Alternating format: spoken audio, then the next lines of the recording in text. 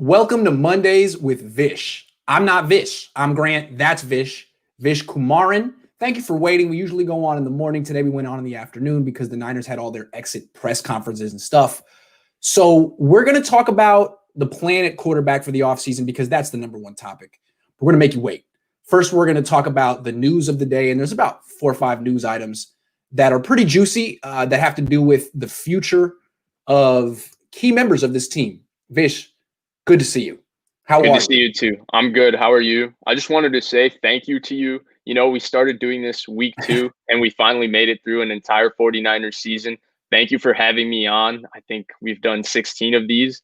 So thank you for having me on for all 16. And thank you for everybody who's tuned in. I really appreciate your support. And it's been really cool to do this year. Yeah, and thanks for everyone for watching, and thank you, Vish, for being so consistent, because I think of you as basically being like a 32-year-old professional, and I forget that you're a kid in school, and I just call you up like, what are we doing this week? I just assume that you're ready to roll, and you are. You always are, and I appreciate it, man. Thank you. Thank you.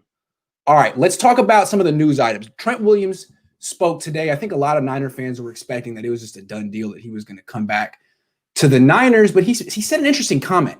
He said that a franchise left tackle has never really hit the free agent market. And he's curious to see what would happen if one did, how he is a franchise left tackle. It sounds like while he likes the 49ers and would entertain the idea of coming back, he wants to hit the free agent market. What does that mean to you, Vish? So I actually interpreted that totally different. To me, he sounded like a guy that was putting pressure on the 49ers. Yeah, I'm willing to come back, but I'm not going to come back on a bargain. You're going to have to pay me the premium to get me. Right. And exactly. That makes sense to me. We're talking about a guy who is a franchise left tackle. He's a Hall of Fame level left tackle. Yeah. He's a once-in-a-generation guy. I mean, when I was younger, Seattle had that guy, Walter Jones. He's that level of player. And he's been consistently that level of player besides the couple years he's missed in his career.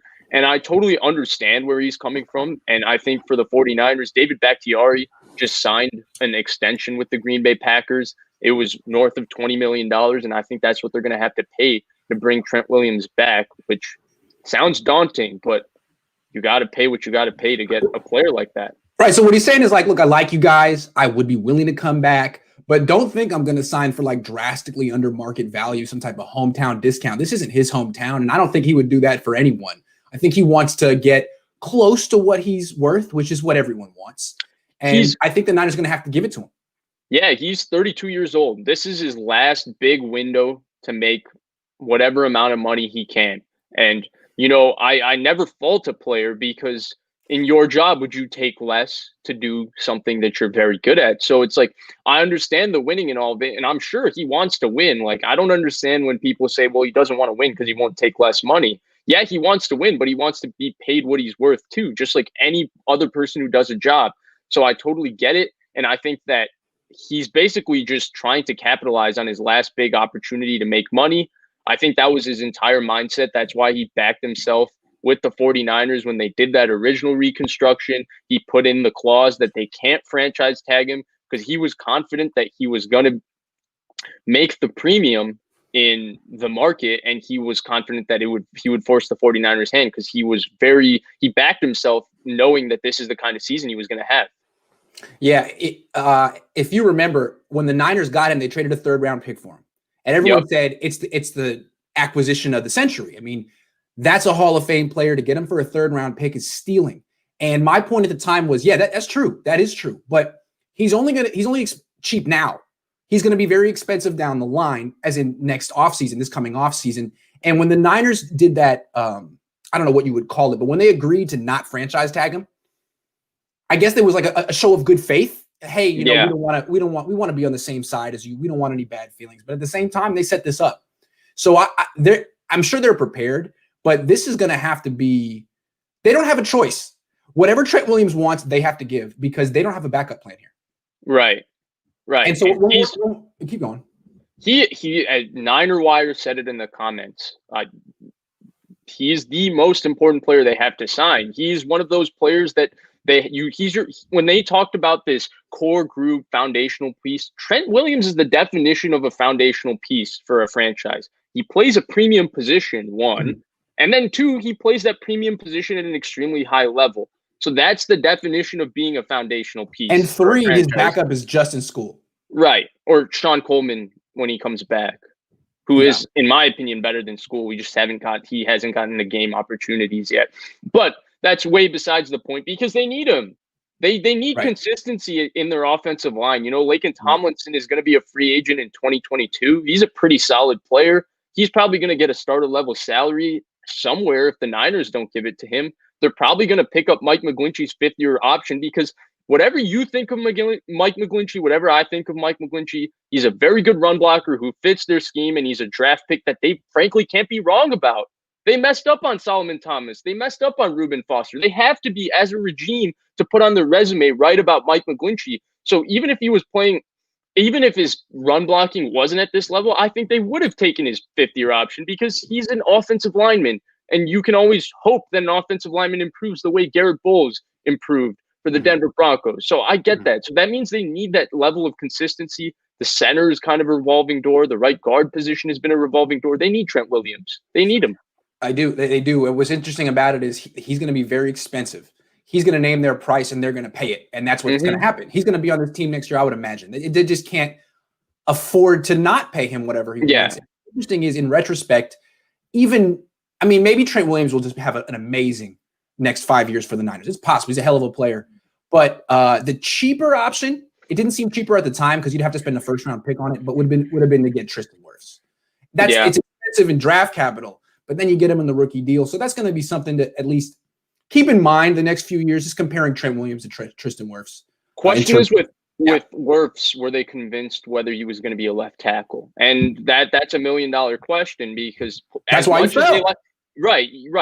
That's because most people in the draft felt that Wills, Thomas, and Becton, all 3 could play left tackle. They weren't sure about Wirfs. And Wirfs plays right tackle now. Right. Yeah. So that was the question with him. The thing I will say, and reason Trent Williams is even more of a name that price, this isn't like a Buckner situation where you can draft a Javon Kinlaw who has special physical traits and replace him. Trent Williams comes around in the draft once every 10 years, once every 20 years. Like the level of prospect he was in 2010, I think Laramie Tunsil is the only left tackle I can really remember that people regarded at that level, where when you compare his athleticism, his production, his consistency. So, maybe a couple of them from last year, I thought Jedrick Wills was fantastic, but left tackles aren't like, you don't get Jonathan Ogden, Trent Williams, Orlando Pace coming out in the draft every year. So they can't look to just trade him. It's just, I just don't get it. It's got to be Trent Williams. It's got to be name his price and go, which is really a difficult situation to be in. Niner Bot says Vish looks like a discount Mariota. I disagree. He looks like Mariota looks like a discount Vish. That's what I agree. Vish's stock is up. Mariota's stock is down. Get out of here. Yeah. Okay. Well, that's all right. That's good. That's a good discussion on Trent Williams. It seems like the Niners painted themselves into a corner here, and if it works out, great. Though the thing is, when you said about he's rare, he is rare. Wirfs physically is rare too. I don't know what it is about him that people decided he can't play left tackle, but he runs a 4.8. He's got all of the rare physical attributes for a big guy like Trent Williams. I don't know what it is. I think he's going to make it to the left side eventually, the way that McGlinchey won't. When he came out in the draft, and I don't think that's actually even a thing with him now because he's been fantastic. Like, he's been special as a rookie, like really special. But when he came out in the draft, people didn't think he was explosive enough out of his stance to play left tackle. So he is athletic, right? He runs 40 yards really fast. He jumps real far and everything. But in terms of getting explosive out of your stance and setting yourself up, because Von Miller comes off the ball like this and beats you. That's how Brian Burns beats you. People weren't sure if he was that guy. I think he might have answered those questions this year. He's fantastic. He might have played like an all-pro this year, to be honest. And the final point real quick that the Niners always made about Mike McGlinchey when they said it doesn't matter that he's not a left tackle. Right tackle is important too. There's truth to that. Right tackles have to hold up on an island in pass protection as well. And Wirfs can. McGlinchey really can't. And the age of having that runs blocking specialist right tackle is a little antiquated. It's very much an open formation league with a tight end flexed out or in the backfield. So he does what he does very well, but he's a little bit like a box safety or like a big thumping middle linebacker. He's almost like he doesn't exist anymore in the league. It's for offensive linemen in general, like we talk about how much I think we beat it to death because it's true, right? The quarterback, how much it's limiting Kyle, how much it's limiting the scheme. Well, having a offensive line that needs to be protected scheme wise and pass protection also limits what he can do. Yes. He has to protect them every game with their pass protection. It's not like they can just drop back 15 times in a row in a game with this offensive line. This is a primarily run blocking offensive line, and they do a very good job at it. And they do good in pass pro when you are able to run the ball, you're able to get the play action going and have the drop back game from there where you're limiting their reps. Kyle's able to do a couple creative things to protect them. But if you're not doing it that way and you're just making them drop back 50 times a game, well, they're going to struggle. And I think that's where maybe as a like the process of Niners looking at offensive linemen, maybe that thinking itself needs to evolve. Let's move on. Jason Verrett also spoke today, and he was very pragmatic and realistic. And the way I read him is that he's going to hit the market and see what he can get. And while he'd love to come back to the 49ers, sort of like Trent Williams, but even more serious. This is a cornerback. Those don't have much of a shelf life. He's missed 5 years to injury. He's got to get his money now. He's got to get that paper now. And I think he's going to get it. Do you think he's coming back? I don't know, because there's too many variables to fall with the 49ers still before we know like what kind of money they can offer him and all of that, who's interested in him. Just from reading him and his body language and what he had to say, here was my exact thoughts. This is a guy that knows his value. He knows how well he played this year. He's very indebted to the 49ers for taking that chance on him, helping him find his health again and giving them this opportunity to play. He's 100% indebted, but he knows the timeline that he's on. He knows how badly he needs to get paid, and he's not just going to take a discount deal out of sympathy because empathy because the 49ers did him good.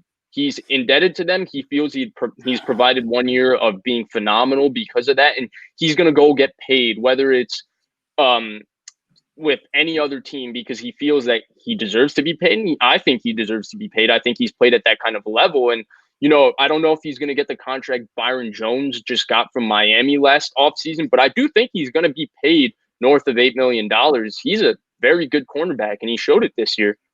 I mean, didn't the Niners give him like a $3 million deal in 2019 coming off like 4 straight years on IR? Yeah. I mean, they gave him more than the vet minimum after he had been nothing. So now coming off this year where he looked like a all-pro when he was healthy, yeah, I would think he's going to get $8 million minimum. And to me, that puts him in the Emmanuel Sanders realm of vets you really like that had a terrific effect on the team on and off the field that you just can't bring back. Mm-hmm. Which is too bad. And you also mentioned him being indebted to the Niners. He's also indebted to Robert Saleh. And he could say, the Niners organization, top to bottom, stood by me, but so did Saleh. Saleh brought me in, and he's leaving, and he wants me to, and he has cap space. So let me go over there. Right. If Saleh's willing to pay him $10 million and the Niners are willing to pay him $8 million, why wouldn't you go with Saleh? Yeah. Why would you have more loyalty to one? Right. Yeah, it's the same. Yeah. Right. And the other thing that I think that always gets lost kind of in translation when people see the Niners sign these amazingly large contracts, and then we find out that Prague actually structured them beautifully, but they're still large numbers. The thing is that the 49ers always have to overpay because, one, California state income tax, and 2, the cost of living in California. Free agents don't just want to flock to the 49ers and pay those taxes. What makes it better than playing in Florida or playing in Texas with no state income tax? It makes a big Washington, deal. Seattle doesn't have it. Vegas doesn't have it. Yep. It makes and not just that, you may not know it, but most of these players do not buy because it's so expensive. And the South Bay is kind of not that cool anyway. It's not glamorous. It's not San Francisco or LA. They just get condos in Santa Clara and then go back and live in, Nashville. Tennessee. Yeah. Stuff like that. Because these guys are millionaires. But being a millionaire in Northern California, sometimes you don't feel like a millionaire. You might just be one guy with, a nice house on the street among a lot of people with a nice house on the street. But you take that same salary and go back to Mississippi, you are the king of Mississippi. It's a whole different feeling. Got like acres and stories and probably a moose on your right. So it's different. It's just another variable that makes the 49ers job harder when it comes to retaining these guys, because they might have to pay a couple extra $1 million, because when it comes down to it, mathematically, that even if they're offering 15 million and the team in Texas is offering 14 million, he's getting more money from the team in Texas. That's right. Okay, so Jason Verrett may not be coming back. That's our takeaway here. Moving on, Kyle Juszczyk. This was the most interesting of the day. He actually started almost crying in his press conference today. Someone asked him, do you think you're going to be coming back? The salary cap's going down.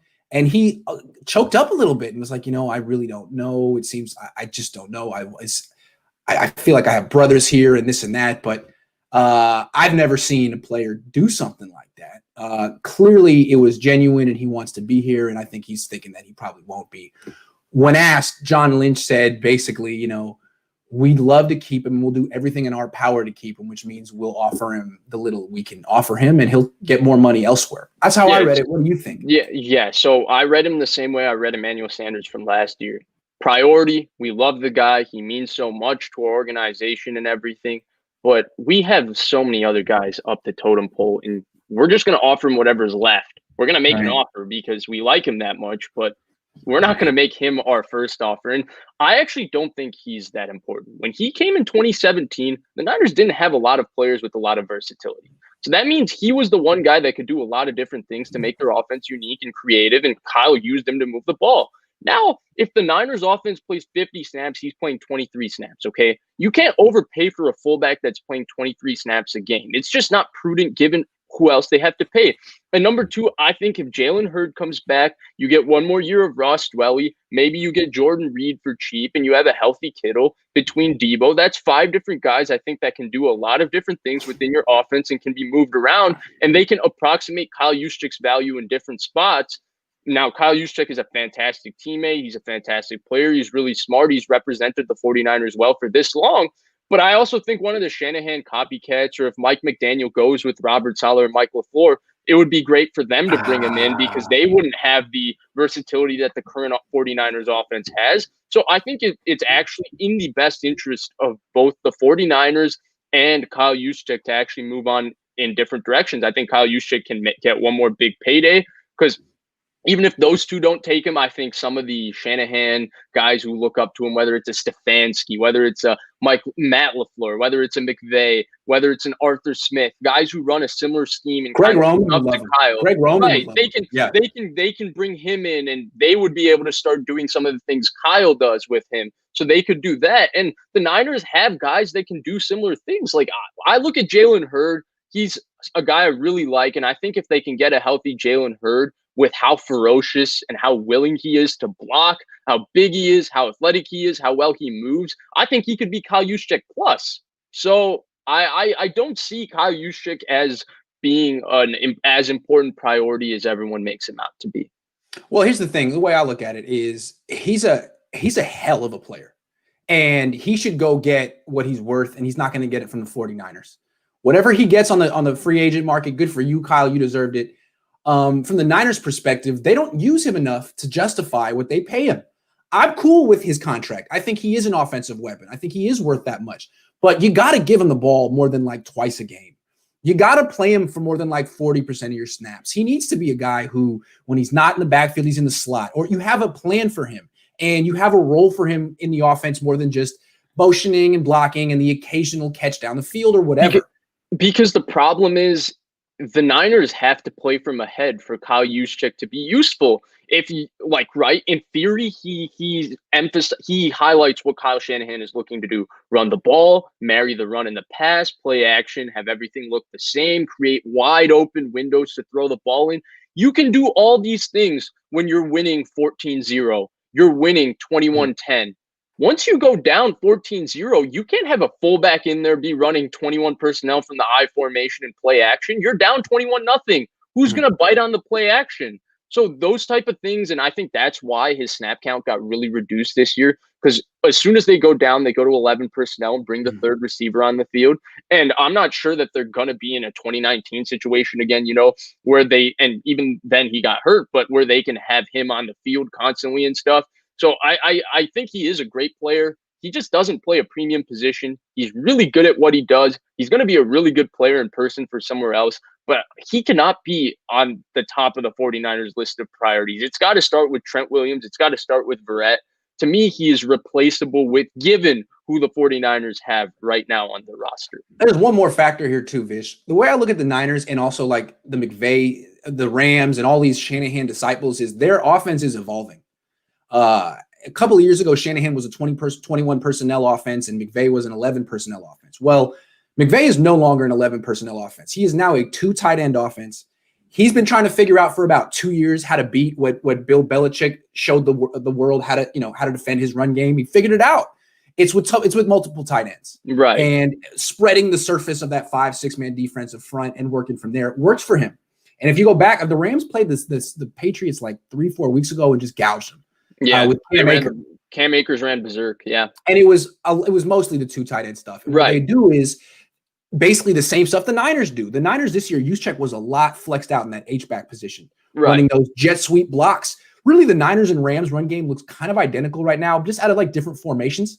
And if that's how the Niners and the Rams want to do their run game from now on, then it makes sense to really be more invested in tight ends who can play a little bit of fullback than a fullback who can play a little bit of tight end, because Juszczyk is big enough to do that. Right. And Charlie Warner is another guy. They drafted him in the 6th round. They're supposed to be really high on his blocking. I thought he was just a freak in Georgia. He was plowing people. I didn't really see that in his first year so far, but you can't write him off after 1 year. They clearly drafted him with an intention. They kept him on this roster with 4 tight ends because they had a kind of idea, and they had a thought process on how they wanted to use him. And as maybe he was thought of as their possible Juszczyk replacement, I think he can do a lot of similar things, especially based on what I saw him do in college.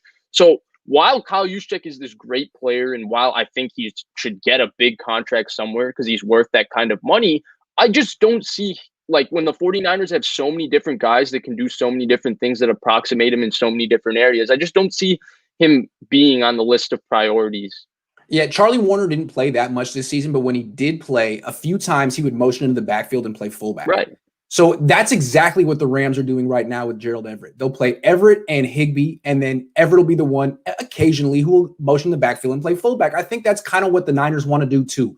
I don't think they want to be a 21 personnel team with the fullback all the time. I think they feel they can do more with the 2 tight end look and use a guy like Werner in the backfield here and there. So maybe I'm wrong, but that's what the Rams are doing, and it seems that's what the Niners are doing too. Well, if they lose Juszczyk, they're going to have to adapt some way, and that would be one adaptation for them. All right, Matthew Flores asked a question like a half an hour ago, so let's get to it, and it goes into our next topic anyway. Adam Peters' future. There has been a report that he is interviewing with Carolina, and there's also been some speculation that the Broncos would like to interview him as well. I think most of us assume that he's kind of the brains in the Niners front office personnel department. Like John Lynch is good at a lot of things, but he doesn't have that background. He's never been a scout. Kyle Shanahan has a lot of good opinions about players too, but never been a scout. This is their scout of scouts. I think him and Martin Mayhew as well. Yeah. And Lynch said that Mayhew's been has a request for an interview as well. So my question to you is, let's assume one or both, definitely Peters, maybe Mayhew as well, leaves. Where do you think Peters will go, A? 2, what effect do you think that'll have on the 49ers? I think he's going to go to Carolina. I remember reading, I think it was reported in December when they fired Marty Hurney after so long, that Matt Rule had a lot of ties to Adam Peters. He wanted to bring in a guy that he knows and he can trust. Right. So Adam Peters would make a lot of sense. And Matt Rule seems the kind of guy who, if he wants that guy, he gets that guy. So if he wants Adam Peters, I have a feeling that he has a good chance of getting Adam Peters. And no, I don't think it's going to be the end of the 49ers brain trust and stuff like that. The way I've always read the 49ers as an organization is that while the personnel guys do scouting, while all of them I think the coaches are the ones who give their final opinions. They sit down with the players and they really study who they want in within their scheme. And they try to find those kinds of players and put them in the correct position to be successful. So I think that the 49ers will continue that route, whether they have Adam Peters or whether they don't. I'm assuming there's more smart guys within their organization. And the other thing is, I actually think that there's a guy that they could hire to replace Adam Peters. He does a similar thing as Adam Peters right now. And if Adam Peters goes, they can still do the promotion for John Lynch to president and bring in a GM. And that's Jeff Ireland of the New Orleans Saints. He was with the Miami Dolphins from 2008 to 2014. He went with Bill Parcells, and they drafted Jake Long, brought in Cameron Wake, and they built, remember something with Tony Sperano that made the playoffs for a year, and then it kind of fell apart. Well, since he's joined the Saints in 2015, he's totally changed their drafting.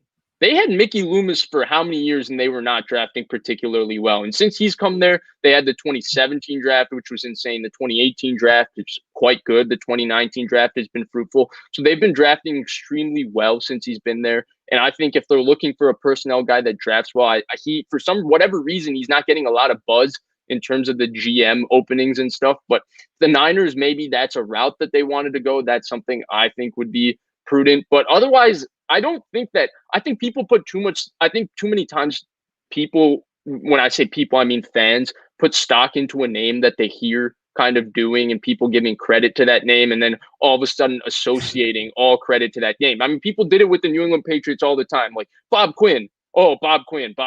Oh, Patriots losing Bob Quinn. What's going to happen? It's fine. Now Nick Caserio is the new Bob Quinn, right? And they do it with Patriots coordinators all the time. I think besides Josh McDaniels, I don't think any of the Patriots and Brian Flores, I don't think any of them are truly brilliant. Maybe Brian Daboll, we'll see. But I think people associate with that. I think as long as Kyle Shanahan is within the Niners organization, they're going to continue to run the same way they've run, and parts are going to be replaceable and people are going to leave. And I think Kyle Shanahan is the type of coach. I think he's built the type of culture, and I think he's developed the kind of coaches and personnel guys where they can continue seamlessly with their strategy. I'm not going to write off the loss of Peters, though. Here's the way I could be wrong, but here's the way I read the breakdown of responsibility in the front office. I think you're right that the coaches have they do have the final say, that they ultimately pick these players and they do a lot of the scouting as well. But they are not scouts. They don't have time to do this year round. And I think they really do depend on Peters in particular to be like, yo, watch these 10 dudes. You watched, I looked through like 400 players. Right. Here's 10. And you decide which ones you like. That's important because I don't know if John Lynch can necessarily do that. Or if I don't know that anyone else in the organization can necessarily perform that function, which is necessary for these coaches. Sure. That's real, right? But I'm just assuming that they've got to have somebody else in the works, somebody who's capable of doing that job. They got to have that. He can't be so replaceable. Otherwise, Denver would have never let him go. If he was that good at doing that specific job, I think that they could have somebody else in the works. And I think Martin Mayhew was pretty good. He had his ups and downs in Detroit, but which general manager has had success in Detroit? And they got Laken Tomlinson, who started the last 3 years because of Martin Mayhew. So I think Martin Mayhew is fine, and maybe he's also pretty good at doing that job. Right. And let's not act like the Niners have this impeccable draft history either, and that Adam Peters is like the greatest personnel man of all time. I mean, we can go through the draft butts they've had the last few years. So yeah, he's good, but I think I'm with you, man. He's not necessarily the end all. We should be able to move on. Right. We've beat the conversation to death, right? In spite of all these draft blunders, free agent signing blunders, they have been passable, and they've created this fantastic roster and culture because the coaches just develop everybody that comes in their system for a couple of years, and they get them playing good enough for a short amount of time to be successful and win games. So this is a coach-driven team, and it starts with Kyle Shanahan, and it's going to be the same way as long as he's there. All right, we got a couple of quick questions, and then we'll get back to our topic. CJ says, how many guys are making 10+ mil a year? Why does it seem so few are making way too much? How is the league going to tackle this? I don't know. What do you think, VJ? Sorry, that's my wife. That's my mom-in-law. Vish, what do you think? Yeah, I mean, this is something that I think requires a lot more thinking than just an off-the-cuff answer, because this is actually a really interesting question and topic. Yeah, it's definitely something to think about. I think that the one thing with the league is that I think this COVID-19 period is going to start to reset, because we're going to see a lot of large quarterback contracts get moved off. And I think the other thing we're going to start seeing is teams be a little more careful on who they give that large quarterback contract to. And the domino I'm waiting to fall is to see how the Cleveland Browns handle Baker Mayfield, because I think that's going to set the tone to what kind of contracts are given out. It's very much it's right. Patrick Mahomes, Deshaun Watson, we figured $40 million, everybody would have done it. No brainer, except maybe Grant. Everybody would have given those two $40 million. But I think Baker. And I can see the argument for him. I mean, if he's a future Hall of Fame player, then yeah, okay, fair enough. Got to keep him in the organization, the marketability, all those details. But Baker Mayfield is a quarterback that can be replaced by a younger quarterback, even though he's pretty good. And so that's where I'm going to be interested, because if the Browns hand Baker Mayfield $40 million, then we're in the exact same situation that we're in. But if he gets a $25 million contract, then there's some evolution. And if they just let him walk because they can't agree on a contract and draft a guy, then the whole landscape of the league has changed. I feel like it's a copycat league. And for, I don't know, since basically free agency started in the mid-90s, everyone's attitude is you got to have the quarterback. You got to have the quarterback. So, the quarterback is the most important position. So I'm going to spend 14% of my cap on this guy. I got to get him. I'm going to spend 16% of my cap on this guy because he's Aaron Rodgers and you got to have him or whatever. And I think as time has gone by and we've now have 25 years of evidence with free agency, teams see, there really is an upper limit to what you should be spending on particular important positions where there's, I don't know what the terms would be, where there's like a negative return. We're like, yeah, you need pass rushers. But if I spend $25 million a year on this edge rusher guy, it's not helping me. And I think you finally figure out what the upper limit is with these. The thought process has changed because more people are realizing when I pay Jared Goff $32 million, it cripples my organization. So people are realizing, well, yeah, I can pay Patrick Mahomes that much money. I can pay Deshaun Watson that much money. I can pay Aaron Rodgers that much money. But I could find a guy with the guys that are coming out, as long as I back myself and trust myself to draft and develop a guy in my system. I could find a guy for $15-20 million cheaper who can approximate at the very least Jared Goff's production. So I think we're gonna start to see the market get saturated. We're either gonna see the top dog guys get paid, and I think the mid-tier guys, those are the guys that we're gonna really wonder, well, how much do you actually pay him? And I think Jimmy Garoppolo is another guy. If he doesn't get traded, and let's say the Niners move off of him and he gets cut, I'm super interested to see what he would get in the open market, because he's kind of in that weird area where he is a starter, but he's 30 years old. He's not really a long-term future type player because he's 30 years old, but he is a good solid starting quarterback. So I'm interested to see what the market would pay him and how teams would approach that, because if he gets offered $15 million, then we've reached a kind of homeostasis with how quarterbacks are being valued. But then if somebody tosses him $22 million or $25 million in the open market, we're still continuing in the same trend of paying average quarterbacks way too much money because of this myth that we need this quarterback, which the premise is so noble, right? Everybody does need their quarterback, but you need the right quarterback. It can't just be, I paid Jared Goff $30 million. If you remember, the reason they instituted the rookie wage scale is because people are so gaga on quarterbacks. Every year, the quarterback who was picked first would be the highest paid player in the league. You remember Sam Bradford's contract, the last big one? Yes, and that's ridiculous. So they instituted the rookie wage scale, and now we're 10 years into that, 11, and I think people are seeing, oh, this is something you have to take advantage of. This is a whole different class of player. If you get a guy who's playing like a veteran on a rookie scale, it makes your entire team, especially if it's a quarterback or a pass rusher like Nick Bosa. You know what I'm saying?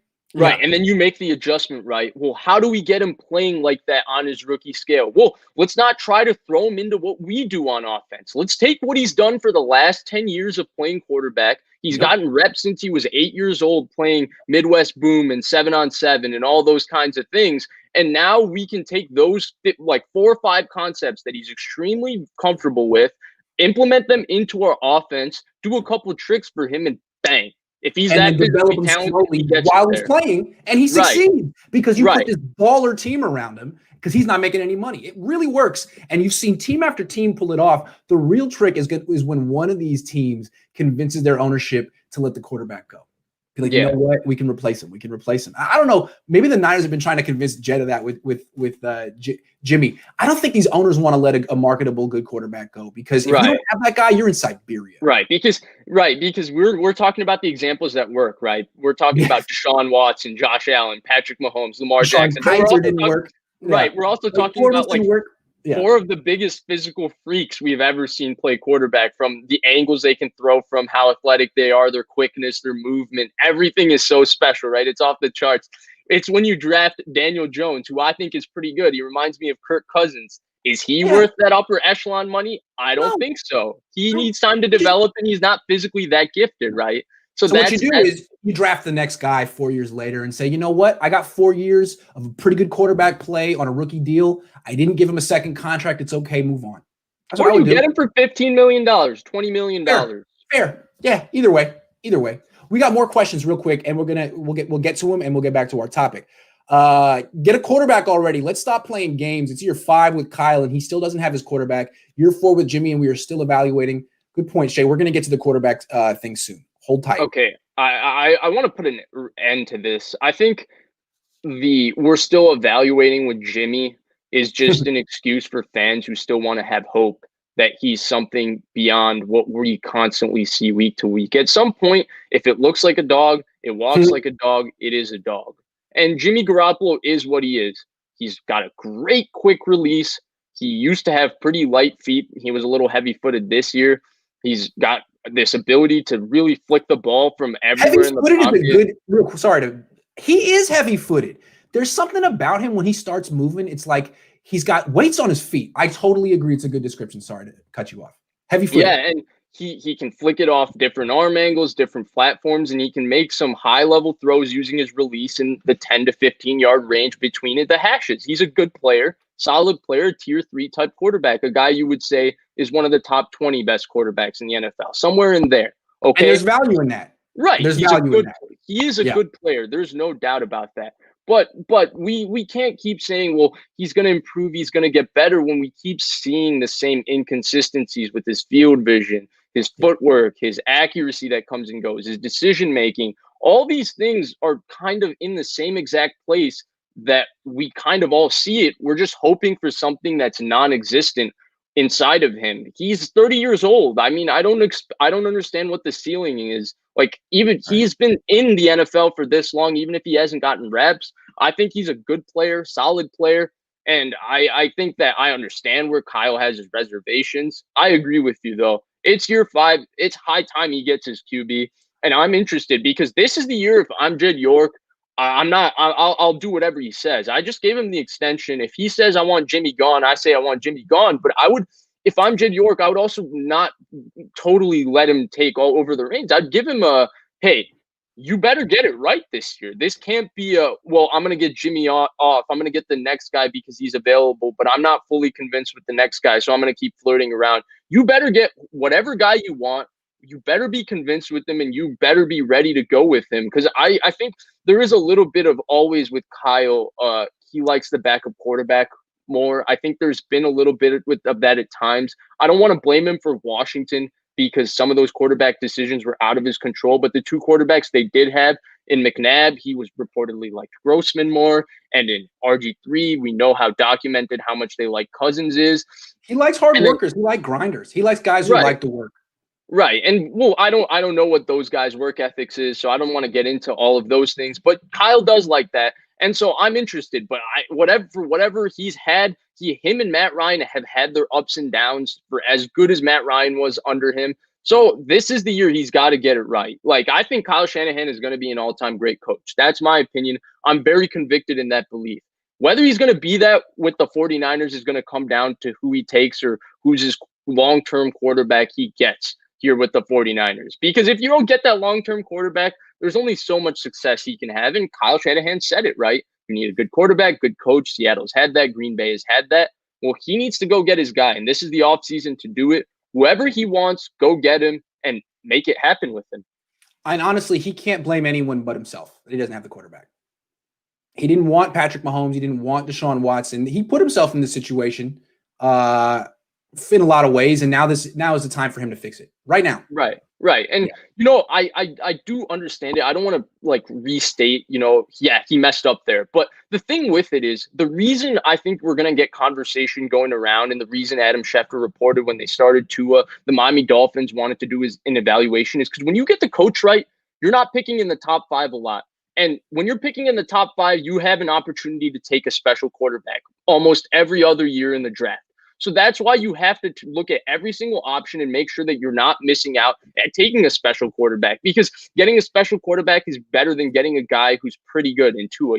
He doesn't have that elite level ceiling in terms of his physical traits. And under Kyle Shanahan, the 49ers have picked in the top 5 twice, and both times they were pretty much set in not considering a quarterback, which is kind of troublesome because now you're in the situation where you're in right now. We're going to cover it more in the show, but you're picking 12th, and you got to find a way to get to the top 5 to get one of those physically special guys. So if you consider those variables when you were picking in the top 5, because you're not going to be, you're Kyle Shanahan, you're that good. You're not going to be picking in the top 5 a lot once this roster gets a George Kittle and a Fred Warner. So that's where I don't know. I think when you have a top 5 pick, regardless, unless you have Deshaun Watson as your quarterback, Aaron Rodgers, you gotta look at whoever's there and try to take one. And that's why, not to go on a tangent, but I think Miami should take one this offseason. Let's move on. Glenn Sweet says, all this means nothing without a healthy roster. Where does the team go to find a better training staff? We're going to get to the injuries in a minute. Stick with us. We're going to get there. That's a good topic. All in the right amount, in the right order. Hold on just a second. I'm trying to get all these questions in because you guys donated and I appreciate it. Players the Niners need to bring back for next season. Real quick. The answer is Trent Williams and Fred Warner. Jason Verrett would be helpful, but I don't think it's an option. And Juszczyk seems to be gone too. I think it's basically Trent Williams is it. That's the one, right, Vish? For me, yeah. The Fred Warner. So are we considering Fred Warner free agent, or are we just considering a deal? Yeah, he doesn't even count. He doesn't even count. Right. So here's what I'm hoping. I'm hoping that they can do the Fred Warner deal where they don't rip up his deal. They make him play out 2022 and they add onto his deal and hope the cap boosts up that way and they can protect himself that way. I think that's what they'll do. And then you got to get Verrett and you got to get Trent Williams done. Verrett and Trent Williams are priorities 1 and 2. Whatever order you prefer, those two got to get done. And the other variable to consider, here's something no one's talking about. Eric Armstead's cap hit next year is $12.5 million. That's the last year that Eric Armstead's cap hit is manageable. After that, he goes into the $20 million range. Right. So that is something that nobody's talking about. I'm going to be the first to tell you here with Grant that Eric Armstead's cap hit is going to make a long-term impact on what this team does. Because even if he is a very good player, a $20 million cap hit in 2022, 2023, and 2024 is going to have a lot to do with the long-term flexibility that this team is going to have. You know whose cap hit goes down? Buckner. Yeah.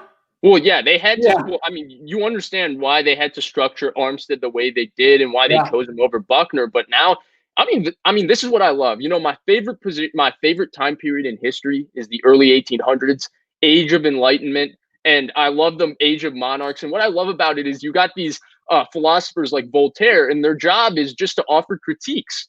And that's what we get to do. That's true. I actually have zero solutions for what the 49ers have because this is an impossible position to be in. What I can do is I can sit and here they created this position for themselves. They put them in themselves here. I didn't do this. I can sit here and just tell you, well, this is a problem. This is going to be a problem. They have all these things going wrong. But the nice thing is I actually don't have to solve this because this is a really hard thing for Kyle Shanahan and John Lynch to do. They're in a really tough spot. Good thing I have the answer. His name is Kyle Trask. Okay, real quick. NinerBot says Jittery only played 1 full year. Jittery has a high ceiling. We haven't seen fully what he can do. He did well this year behind our trash line. The fact that you're calling Jittery means I think you're being sarcastic. Yeah. I have one more point I wanted to say about Jimmy. I forgot it. You mentioned it. You said he's basically the 20th best quarterback in the league, and I would agree with that. Chris Sims ranked him 20th before the season. I think that was right on. And my point is in 2020, you don't need to be spending $25 million a year on the 20th best quarterback in the league because every year there are about 2, maybe 3 quarterbacks coming from college football who can be right there, right now. So you should, if you're like, man, the best we can do is the 20th best quarterback in the league, you should be looking to draft a guy because there's a good chance you can replicate that level of performance with a rookie. Better. You can get, if you find the right guy, each draft, the last 3 drafts, right? 2017 had Watson, who right off the bat was better than 20. He was in the top 15. And Mahomes, from the day one he started, he was in the top 5. 2018, I feel like Lamar Jackson, Josh Allen were around. I mean, Lamar Jackson especially, his first season, people want to discount it, but he had issues throwing the ball, and that 7-man front hurt him. But he ran the ball, and he lost one game. So if you can lose one game with Lamar Jackson, and if QB wins means anything to anybody with a rookie quarterback, then yeah, absolutely, he would have been in the top 20, 22 range as a quarterback. And then 2019, I thought Kyler Murray was in the top 15 last year. And then 2020, this year, if Joe Burrow finished this season, he's a top 15 quarterback to me, and Justin Herbert is absolutely a top 15 quarterback. So if you draft the right guy with physical talent, you can get better value than what you have with Jimmy from day one. Now, if you draft Drew Lock, or if you draft Daniel Jones, or if you draft Sam Darnold or Josh Rosen, well, then you need Jimmy. But if you can, but there are guys that come out every year. You just got to draft them. And there's a bunch of Niner fans who basically feel like we're overthinking it. What the Niners need is a top 5 quarterback. If you don't have a top 5 quarterback, you're irrelevant as a team. And I feel like that's way too simplified. I think what the Niners need with this defense and this run game is a top 20 quarterback. They've proven they can go quite far with a top 20 quarterback. The key is to not pay him like he's top 10. Right.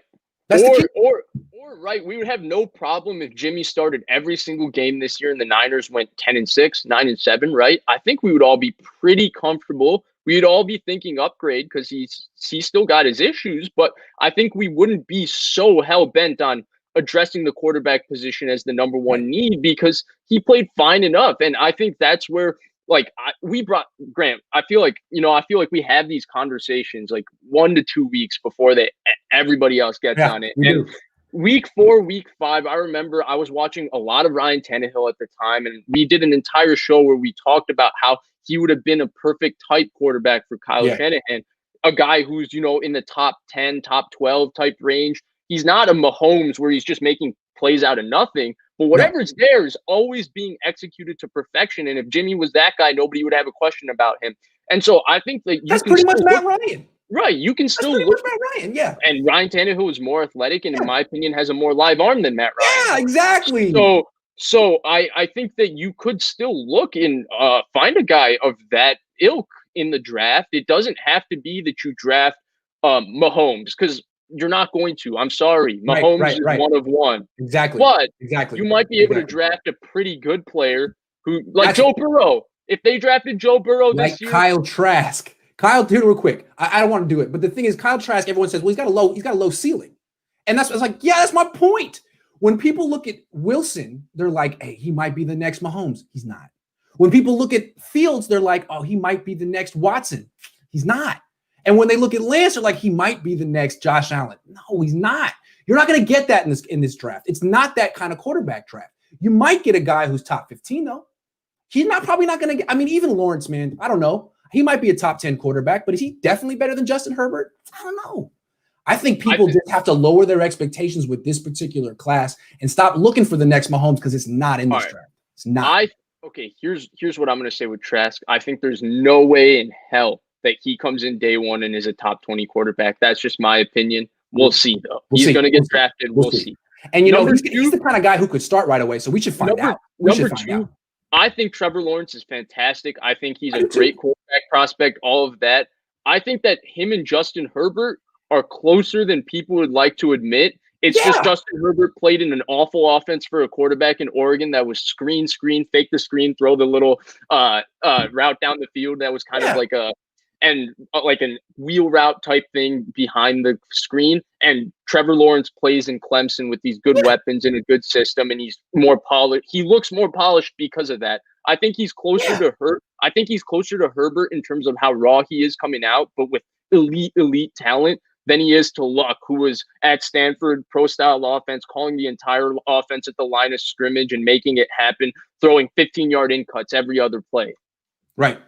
So when people say, I'm not going to mention Trask anymore, but when people say he's no better than Jimmy Garoppolo, okay, fine, but he's way cheaper. If you knew he was as good as Jimmy Garoppolo, plus with some durability and his price tag, well, that's the whole point. You can win with Jimmy. You can win with that. It's proven. Yeah. You don't have to have Russell Wilson on this team. Just get Jimmy, young Jimmy, who can stay on the field for 16 games. At $5 million, it's not.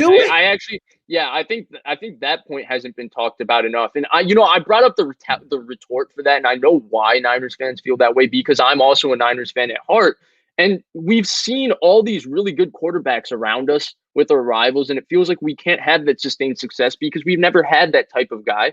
And that's why they're so obsessed with having that kind of guy. But I think if you do get a functional guy, I think a first-round pick for that functional guy would be a little rich. You're getting Trask or Mac Jones in the first round, just because when you draft him in the first round, I mean, Giants fans are going through it with Daniel Jones, who's had really good spurts of very solid play where he looks like he could be a tier 3 type player very soon because he's athletic, he's accurate, he's got a good translatable motion, he's very tough in the pocket, and he seems to be smart, hardworking. But Giants don't really seem convinced with that because everybody's so obsessed with their quarterback being excellent if you draft him in the top 10 or top 5 or in the first round. But the reality is, I mean, that's again, so if you want that guy, jump on my bandwagon. We'll all just be waiting on Matthew Stafford because he's the only guy we can be convinced in 2021 is going to be top 10 with Kyle Shanahan.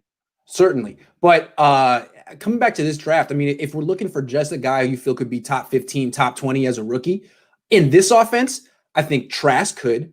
I even kind of think Mac Jones. I'm not that into Mac Jones because for the reason that that it's smart to fade all Alabama quarterbacks, but I do think he has a stronger arm than Tua. He might be a better prospect than Tua. And in this offense, I think he could do everything that Jimmy Garoppolo. So that's 2 options. Yeah, I think he's solid. There. He throws a nice deep ball. He throws a good ball. He's good. He's solid. Yep. Yeah. Either one. Yep. I like Jones a little more than Trask, but I'm not. Whatever your flavor is, you got 2 good ones. Yeah. Yeah. Here's the bottom line for me. I'm going to say it now, and I think I'm probably not going to change this opinion. I'm going to be pretty rigid on this one. I wouldn't want to take either of them with the 12th overall pick.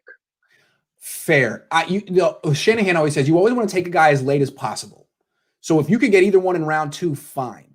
100%. I did see a mock last week that had Trask going 18, and the guy said, look, man, quarterbacks just go higher than they should. Yeah. The thing with Trask is I have a feeling that we talk a lot about media scouts and regular scouts and how the media scouts can drive their narrative. Media scouts hate Kyle Trask. But I get the feeling that when the Senior Bowl starts and the actual coaches and personnel guys get around him, I have a feeling his stock's going to rise, but I don't know what I base it on. So we'll see. We'll see. Hey, if his stock stays in like the 45, 50 range, good for the Niners. Take him with your 2nd round pick. Are you kidding? I just think he's going to, when people look at him a little closer, they're going to be like, are we nitpicking him? But then again, I think I'm related to him. That's how much I like him. So maybe I'm just being a little bit of a, all right, let's keep moving. Robert Saleh's future. Did we talk about this? Man, we got off track. What I want to ask is, well, let me lay it out like this. He has interviewed he's going to interview with the Chargers, the Falcons, the Lions, and the Jaguars. Which team do you think he ends up with, and which team do you think he ends up with? Lions. Why? I think Chargers will go offensive head coach 100%, 100 times out of 100. Any team that has a second-year young quarterback with the talent Justin Herbert has just feels like an obligation for them, right? When Jameis Winston was hold on real quick. They're saying it's lagging. Is it lagging? Really, it's lagging? Hold on. Let me put this on to a different to my hotspot real quick. Is it lagging or not? Let me know. Because I don't want this lagging. Is it me or you? I think it's mine. So let me see if this is true. Hold on. Let me put it on the hotspot. Oh, they say not lagging. No lagging? All right, cool. Keep going. Sorry I cut you off. Keep going. My bad. Wait. So I said Detroit, right? Yeah. And we saw it, right? Jameis Winston had a pretty solid rookie season, and the Bucs immediately fired Lovie Smith and hired Dirk Cutter because they were scared they were going to lose him. So I think that was a smart move. I think it's just traditional thinking from the NFL, and the NFL doesn't seem like, and the Chargers don't feel like an outside of the box organization. Mm-hmm. I think they look at their defense and they say we have all this talent. Gus Bradley is actually a pretty to very good defensive coordinator, better than people give him credit for. They feel like if we can bring in a young offensive guy that can work with Herbert, maybe we can go the early McVay, Wade Phillips route with a much better quarterback. And Tom Telesco is the best drafter in the NFL. Their draft pick to roster, their draft guys they draft to making their roster ratio is the best in the NFL. They always draft well. I mean, under him, they've drafted Joey Bosa and Justin Herbert and Derwin James just in the first round. So they do an excellent job drafting, and I think that's why I think even though Los Angeles is the best job out there, the Chargers job, I don't think he's going to get it. I don't think he's going to want the Jaguars job because Shad Khan said today that he's going to have full control of the roster. And that roster is going to be loaded. They have all the assets and they're getting Trevor Lawrence. I think that that's going to be insane. But if Shad Khan has control of the roster, I do not think it's a place that Robert Saleh should go. And I don't think it's as much as he should want to go there. I think Detroit is the place for him. And, I think Detroit's a bad organization, but I think Robert Saleh would feel connected to that place. And I just think that I do think they need to tear it up in essence, but I do think there's also enough there where a guy like Robert Saleh, who's really smart, going to bring in a Mike McDaniel or a Mike LaFleur, who's going to run the Kyle Shanahan offense and all of that, where they could have success right off the bat. So I'm going to say it's Detroit. Fair. I was thinking that Jacksonville was the number one job, but when I saw that the owner is going to keep final say, stay away. That is a trap. You got the owner with final say, and you got Trent Balk. No. The number one job to me is the Chargers. First of all, it's in California, hell of a state. Vish, you should move here, is what I'm saying. Southern California is nice too. I went to college there. It's really cool. I would highly recommend it, Robert. And then you got the quarterback. Like even if you went to Jacksonville. Best case scenario, you draft Trevor Lawrence. Is he definitely better than Justin Herbert? I don't know. I like Justin Herbert. He's got a year under his belt. That's a good spot. But as you said, they're probably going to want an offensive. I don't know who they'll want, but they'll probably want an offensive coach. Maybe that Arthur Smith guy from Tennessee, something like that. Yeah, Detroit seems like that's a good fit. Like he's from there, and his pitch can be, I can make this defense good right away. Mm-hmm. I can make this run game good right away. It's not going to cost a huge infusion of free agents. I can just do it with scheme tweaks. I can bring Kyle Shanahan's run game coordinator with me, and we can win right away in Detroit. It seems like, yeah, that's true. But if he goes there, Niners fans can definitely forget about getting Matthew Stafford. So I don't know, Yeah, and I'm throwing Atlanta out, even though they're interviewing him, because Jay Glazer reported yesterday that Atlanta is focused on an offensive head coach. So, I mean, if you go Robert, I don't see a big difference between sticking with Raheem Morris and hiring Robert Saleh. That just feels like a lateral, like what's the big difference to move to me? So I get why they would go offensive head coach, because I think Robert Saleh is the only big defensive guy really out there, maybe Matt Eberflus. But I think Matt Eberflus has been less creative than even Robert Saleh last year in terms of just relying on their front four and just playing zone coverage in the back end. So I don't think that there's a lot of defensive hires. And I just think that Detroit just makes too much sense for him from a living standpoint, where he's from, who they have, all of that. It just makes sense. I think actually the best option for him is to wait 1 year. I don't think there's a premium opening this time, and I don't think there's a lot of premium candidates this time. And I think he's going to get kind of stuck in, because I don't think this is not 2017 where you get McVay, McDermott, and Kyle Shanahan all hired with Josh McDaniels in the process. I think him and maybe Brian Daboll are the only two guys that are really have the years of experience, the age, and all of that. I think maybe Raheem Morris, but he doesn't seem to be even a name that's gaining traction for other head coaching jobs besides Atlanta. I don't know about Arthur Smith. Joe Brady is starting to get interviews and stuff for head coaches. I doubt he's even ready for anything like that. So we'll see. If I were Robert Saleh, the Chargers would be my UCLA. That would be my target school. And the Lions would be my safety school. That would be like UC Irvine. So that's the way I see it. I mean, yeah, Lions great, but I would want the opportunity to coach Justin Herbert. That seems like a nice opportunity, So yeah, who wouldn't want that? Who wouldn't want that? All right, let's keep it moving. The injury issue. Someone asked about it earlier. What can they do? I mean, it's fair point to say all of this discussion we've been doing for the last hour is kind of moot if this happens again. Yeah. And the Niners have had injury issues to a varying degree each of the 4 years that Shanahan's been here. Even 2019, Jimmy didn't get hurt, but a lot of other people did. So today they had their press conference at the end of the year one, and I asked him, I said, you've mentioned that there's been a lot of bad luck and you have theories as to why it happened, why all the injuries happened this year. Are you going to sit down as an organization and try to figure out what you can do to prevent it from happening again, given that it's not all in your hands and some of it is bad luck and circumstance? And they went on and on and on and on and on. And Shanahan had more specific things to say than John. But basically they said, like, look, there's a million variables.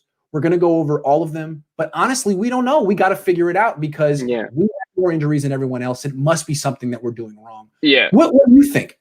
Yeah, so it's not just this year, right? This year was just one year that highlighted it more because everybody, as he said, everybody in the NFL was getting injured more. But last year, they lost how many key players and they just kept overcoming it. So people kind of forgot that they didn't have Tart for an extended period of time and they didn't have McGlinchey or maybe Joe Staley and Kyle Juszczyk and all these guys. Even George Kittle missed 2 games. So Ford missed time. Right. So they had a lot of key players missing time, and it's been kind of a trend. From what I do understand, the new training staff is actually quite good. It's way better than the one they replaced. I actually don't know what goes into it. Maybe you have theories. I don't blame the training staff. They weren't involved this offseason. Right. These players are on their own. I maybe it's something with how the players work out. Maybe it's something with that. But the thing that troubles me more is that you have so many wrong timetables on when guys are supposed to return every single year. I mean, how many different injuries were told to us that the player was coming back at this time and then he came back 4 weeks later? Let's start. Weston Richburg, Ronald Blair, Julian Taylor. Week 1 return they anticipated in this time last year. Jimmy Garoppolo, Richard Sherman. Then they told us week 12. All 3 didn't play in the season and Julian Taylor was cut. Richard Sherman, they said week 5, week 6, and then he played week 9. And then he looked hobbled when he played Jimmy. Jimmy. They said 4 to 6 weeks. He then came back after 2 weeks. Then there was, Shanahan says he's healthy. Jimmy tells Mark Schlereth, I'm not fully healthy. So there was that. So who knows about that? Then, there's been too many injuries. Like Deebo Samuel, another guy, they said he was going to return week 1 with his broken foot. He ended up returning week 4 because, he had a minor setback. So Taylor last year, remember, he broke his foot. He'll be back, missed the whole season. Yeah. D Ford. We just anticipate him being out for a short time. Nobody sees D Ford for the rest of the season. So it's a reoccurring issue. And the thing is, they don't even mention it, right? Like they say D Ford is going to be back week 6, right? So God forbid they're wrong about Bosa. Right. Oh, yeah. So God forbid. Right. But so the thing with the D Ford is then week 6 rolls around and they don't even mention what's going on with D Ford, and it's always Matt Barrows. He always asks the question. He's Kyle, can you tell me anything about D Ford? Oh, D had a setback and we're expecting him not for the foreseeable future. And they won't give you a time. And then that's how it was. And it just felt like that was a constant trend with the 49ers and their injury problem and all of that. I don't know what the solution is. I'm not in the medical field. I don't get to see these players. I don't know how they train. I don't know what they do. All I know is that the Niners have a large issue, and I think it can't be like the Bears, when Matt Nagy tried out 18 different kickers and thought the kicker was the only issue with their organization. They can't do that with the training staff. There's a lot of things on the football field that they can control and have to improve, but they have to do their due diligence on this and, as to quote Shanahan, be deliberate about fixing this problem. Now, I have some theories as to why the Niners have injury issues, and I'm just going to throw them out there. I'm not going to say I'm right. Kyle, if you're watching, feel free to write these down, take them in, consider them, throw them out there. Whatever you want to do with them, I'm throwing them out there. Vish, tell me what you think. Obviously, there's a ton of variables here, but some things the Niners need to look at. They take a lot of risks on players who've had surgery in the past. A lot of risks. Kyle talked about it today. Every team takes those risks. There is a tipping point with how many risks is too many. I think the Niners need to look at that. It worked out with Jason Verrett. Maybe it didn't work out with Javon Kinlaw or other players. I think they maybe need to reduce the number of aggressive risks they take with players who haven't been healthy. That's one. 2, I think, would be training camp and practice. What I've seen, and maybe Kyle disagrees, but what I've seen is I would consider it a light training camp. 1.5 practices, no full tackling. I watched Harbaugh's practices. They were 2 hours and 45 minutes with, I would say, at least 1 day a week of live tackling. Now, maybe it wasn't like a full game, but like on the goal line, somewhere. he made it a point to like build up what he would call a contact callus. He said, it's one thing being in shape, it's another thing being in football shape, and he would go for that. So that's one. I think maybe they could have a more intense training camp. And then finally, I think what we've heard from Chase Claypool is that the Niners practices as the season go along are pretty tough. And what I think you see from Bill Walsh back in the day, other teams, is as you go through the season, they kind of stop padded practices. They just have basically walkthroughs and after at a certain point through the season. The Niners don't. The Niners have 1 day of padded practice every week throughout the season. I mean, it worked in 2019, but if this is an issue, maybe they need to do what the rest of the league and what Bill Walsh did, was kind of taper off the intensity of your practices as the season goes along. That's three things. I like those things. I don't know how applicable they are, but they sound smart. I'm just saying. Yeah. I do have a question for you, and what your opinion on this is in this thought process. So John Lynch, as a football player, I remember him. I remember him playing on the Denver Broncos when I was a kid. One of the most reckless football players I've ever seen with his body. Kyle Shanahan, the kinds of players he seems to like are, they love Reuben Foster, Deebo Samuel, George Kittle. We're talking about some of the guys who are very, very, very reckless with how they throw their body around on the football field. So is the type of players that these guys like, do you think that that's a problem because these guys wear much faster because they're so reckless with how they're throwing their bodies around, and because of that they're getting themselves into more precarious positions than other teams who maybe don't play with the same physical and will for contact as the 49ers, but for example, they at least get their star players for 16 games. Niner fans know Frank Gore. Frank Gore is one of the greatest football players of all time, and what his defining characteristic was you couldn't hit him. Longevity. He avoided those big hits. Kind of like Marcus Allen in the 80s. Right. Just when you thought you had him, he would get down or avoid it and take a glancing blow. Right. Deebo doesn't do that. Kittle doesn't do that. And that's great. But that's part of the issue. Right. And the thing with Frank Gore and the difference between him and Adrian Peterson, right, is they were both very physical runners, but Frank Gore ran really low to the ground with great vision, great pad level. And he was so quick in short areas that you could never get a clean big shot on Frank Gore. When's the last time you see Frank Gore get plowed the way Jeff Wilson got plowed versus Arizona? Doesn't happen. So Deebo, on the other hand, just runs upright, ready to run people over, but he's also opening himself as a target to take shots. So we'll see. I mean, their running backs have gotten beaten up with this run style. It's a totally different thing. But I wonder if you bring up. And I wonder if they've even thought about it, because I think they probably look at that as a virtue. Like, look at all these players we got. They're so tough and physical, and they are, but there's a double-edged sword there. It's interesting. Yeah, I just think that that's a part of it that I don't think we've ever actually thought about, because it feels like those are the players they consistently draft. What does training camp and practice do with recovery time? That's a good point. That's a different issue. That's a different issue. The setbacks are a different issue. That's the training. Yeah. That we have no clue about. Don't know. The other thing with the training camp thing is, right, Kyle brought it up as a reply to your question. And I think he played it too specific to this year, where he kind of used this year as an excuse, but they kind of do that same thing every single year, where he talked about, a guy gets a little tweak 4 days into training camp, then we keep him out the entire all of training camp. Then before you know it, he's not in football shape and ready to play week one, and he goes and plays football. Him getting hurt is inevitable, which, in theory makes sense, but your injury problem was there last year, was there the year before. And you're counting on too many guys, especially as your depth of your roster starts to go elsewhere, and you have to rebuild your depth, and you're paying all these guys tons of money, whether it's a Fred Warner, a George Kittle, Nick Bosa is going to get a huge contract. You need these guys to play 16 games. You can't pay them to play 10 games, 12 games, even if they play excellent in those games. Okay, let's move on. We got one last question, and then it kind of leads us into our next question. Grant, free agency hasn't started, and Kyle hasn't evaluated quarterbacks. That's true.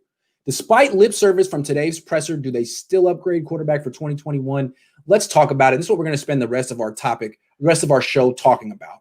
Let's start with Jimmy and then talk quarterback in general. Vish, today, Jimmy spoke. They asked him, have you been given any assurances that you're going to be here next year? And he gave a very meandering, tough to understand answer. He said, yeah. But then he said, it doesn't matter what they say. And I'm here now. And it was very confusing. You heard it. I'm not going to I can't recite exactly what he said, but he was asked about it. The Niners were asked about it. They keep saying the same things, but they say it in a very specific way. Do you feel like he's going to be on this team? How do you read it? I read it the same way I've read it the last 3 years. If they find a better option, he's gone. They don't find a better option, he's the quarterback again. And it's a 1-year evaluation again. And to me, I mean, the bigger question is, does Jimmy Garoppolo want to be put up with being treated like that? To me, probably. He seems to have a good grasp of what this business is like, and he doesn't seem to be afraid of being a professional within this business. I think the big thing with Jimmy is that I think people tried to read too much into that answer. Like, oh, he sidestepped it. Oh, wow. Jimmy Garoppolo, who never has directly answered a question in his time doing press conferences, sidestepped this specific question, so it means something more. I don't think it means anything. Every time somebody asks him a question, Jimmy, how do you think about this? Defense, they're fast, they're explosive, they really fly around. Jimmy, what do you think of, Kittle's been good, he's been working out, but all those guys, they all do a really good job. John and Kyle have done a right thing of bringing the right people in. It's that same template, restated, same thing, just regurgitated. It's Colin Kaepernick without the anger. Right. It's on to Cincinnati, but he does it with a smile, a chin nod, a cuff of his lip. 25 words. About maybe 25, 30 words, yeah. A cuff, he does one of these, and then he purses his lips like this. Yeah, and then he gives you a weak smile. Yeah. And then everybody's totally contented with it. But he's not given the media anything because, frankly, I don't think he cares. He just comes out there. I think he goes on autopilot and just regurgitates the same thing in a different way and says, I'm good looking, I can smile, and I can get away with talking to the media like this. And he gets away with the media talking to us like this. So I didn't read much into his presser. To me, he's still the same player he's always been. He's the same person. I think that his presser was the same way where, okay, and I think his mindset also as a competitor and his player is he has a lot of self-confidence for whether you think it's deserving or whether you think it's not, but I'm sure he looks at it as, okay, get rid of me. I'll just go to New England or whoever wants me and I'll go play quarterback there. Yeah. Cool. Yeah. Fine. That's what I think. I agree. And when I see him at press conferences, when I see him at press conferences, he feels like Roger Federer. Like he's just dripping with millions of dollars. There's something very Tennessee about him. He's got his sleeves rolled up, and always a hat. Always has a little hat. He talks about himself like he's a corporation. He talks we, us, like him and his coaches and his handlers. He just, it's like it's Roger Federer right there. It's something he just doesn't seem. I'm not judging him. He just comes across as the guy who just won the U.S. Open. He just won Wimbledon, and he's there, and he's feeling good.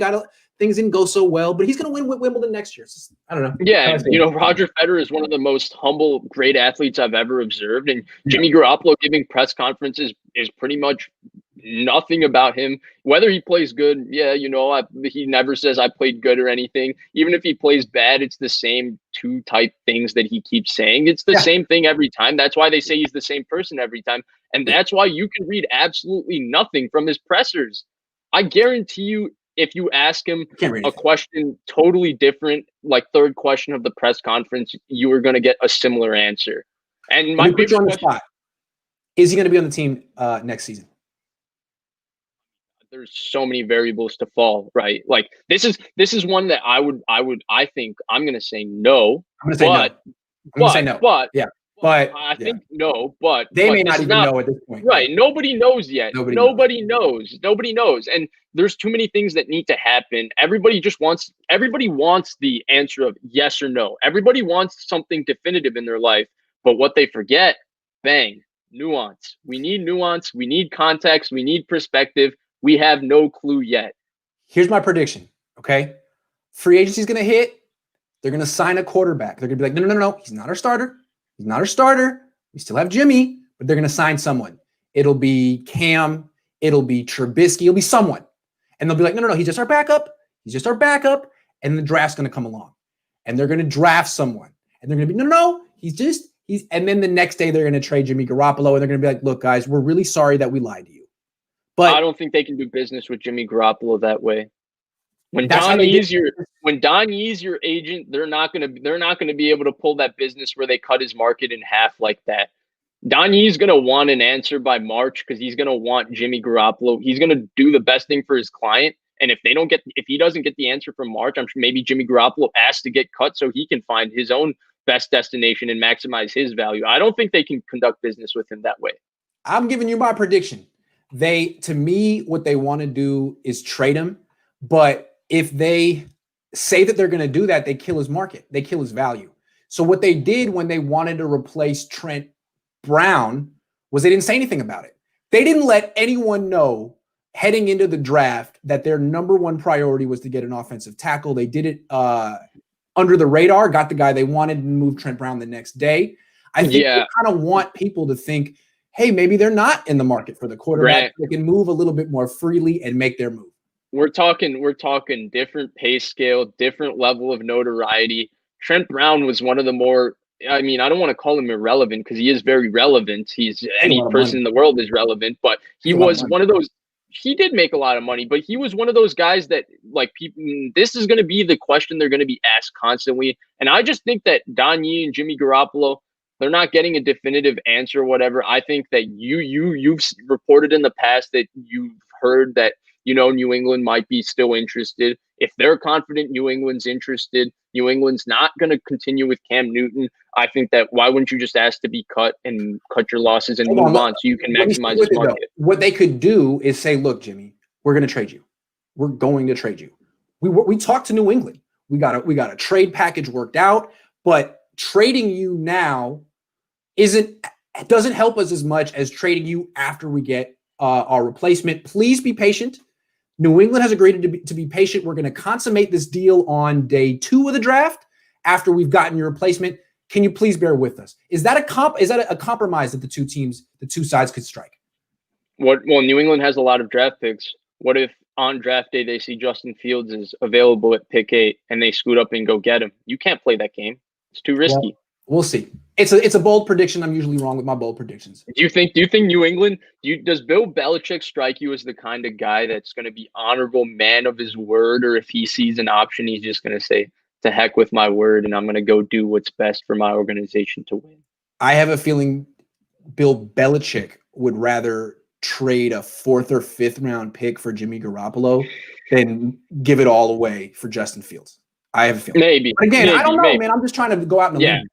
I mean, we're totally speculating right now. This is next level speculating, and this is just a fun exercise because I don't know. I mean, our speculation a month from now can be totally different based on a couple different things that go a different way. Mind so days. I always reserve the right to change my mind. All right, final topic, and this might take us 3 hours to get all the way through. I don't know how you want to start it, but what do you think the plan? Let me put it this way: Niners Twitter is divided. A lot of people feel like you just got to move up at all costs. Like, stop messing around, get the quarterback for the first time in 25 years, and work it out down the line. Other people say, it sounds good. There's just really no historical precedent of that kind of move working out for any team. Plus, this particular team, the Niners, doesn't have the assets to make a move like that. Only 2 picks right now in the top 100. There's arguments to be made on both sides. Where do you sit? Where do you fall, Vish? As often, down the middle, right down the middle. Yeah, okay. I fell right down the middle. So the premise is noble, right? It's the correct, idealistic, utopic kind of premise. We need a quarterback. If we get the quarterback, everything is solved, right? It's a sports cliche. If you give up anything to go get your quarterback, that makes sense. But I think what those guys are missing in this entire thing is that there's actually 32 teams in the NFL. And there's actually more than one team besides the San Francisco 49ers that are actually interested in a quarterback. And when you have only 2 picks in the top 100 and you're bereft of assets, you're not going to have the best deal. And the New York Jets, if they're willing to move from 2, aren't just going to say, well, Carolina, I know you're going to give us the 7th pick and a better second round pick and all of that. But no, we want to do this deal with the 49ers. So we're not going to take this deal from you. So we're just 49er fans. We really hope that Kyle Shanahan, The 49ers don't necessarily have the assets to pull off and get off in a bidding war. Number two, the two recent examples, right? We got to look at the stages of the franchise. There's Right. context to it, right? Where the Rams were, we can debate all day long whether the Rams and Eagles were successful. Let's not do that. Let's debate where they were as franchises.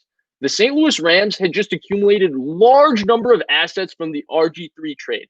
At the time, they had turned those assets into two good corners in Tremaine Johnson and Janoris Jenkins, a middle linebacker that they believed in at the time in Alec Ogletree, Aaron Donald, Michael Brockers, and guess what? All these guys were on.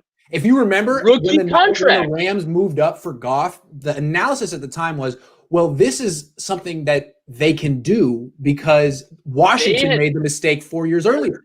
At some point, right, with them, it was at some point, well, you have all these assets. What are you going to do with them? You don't have a quarterback. So for them, it made sense, right? And people were like, and it still didn't necessarily work out. They got to the Super Bowl. They didn't win it, and now look at them. Right. I'm not going to get into whether it worked out, but just their stage of a franchise too. The Niners aren't in the stage where, they have a bunch of young players they just drafted on rookie contracts and they're a young growing team. That way, they have all their that stage was 2018 and 2019. Now Fred Warner's getting the bag, George Kittle's getting the bag, Jimmy Ward got the bag, Eric Armstead got paid, Nick Bosa's coming up. You got one more year there. Deebo Samuel's got one more year before you pay him. There's a lot of impending contracts, right? So with that, it's like you can't just say, well, if they trade everything, they can rebuild their roster on the fly. They can't because they have a lot of people to sign. So, I agree with the premise. I think the biggest problem is the Niners have mismanaged their assets totally in the last 3 years. There's one thing Trent Baalke did do well. It was he accumulated a lot of assets, and the Niners were able to pick 10 different players in 2017. Since then, their draft picks on who they draft has been 5. It's been 6. Last year, 4. And I think their allocation of positional value has just been kind of all over the place. They've spent 12 draft picks since 2017 on wide receivers. That makes no sense to me when you only spend 3 draft picks on cornerbacks. And you're a run first. If you value going outside in, run first team. 12 different draft picks on wide receivers is crazy. It's crazy. It's nuts in 3 years, especially when you go 2 for Pettis. Pettis doesn't work out, so you go 2 for Sanders, and then you can't re-sign Sanders, and Pettis still doesn't work out, so you go 3 for Ayuk. As good as Ayuk is, that's the type of stuff where in 2024, Laken Tomlinson, or in 2022, you don't have Laken Tomlinson, you don't have a right guard. What are you going to do? How are you going to sign an interior O-lineman? Well, you could have drafted a 5th-round interior O-lineman, but we traded our 5th-round pick for Dante Pettis. We traded our 4th-round pick for Emmanuel Sanders. So these are the kinds of things that I think we haven't considered yet, because they've been able to cover up bad draft picks because they've had more draft picks. But this is where, you have to sign Fred Warner. So now when George Kittle gets hurt, maybe a Ross Dwelly walks. Do you have another tight end in there? Because Caden Smith, you cut. All these kinds of things are going to come into play.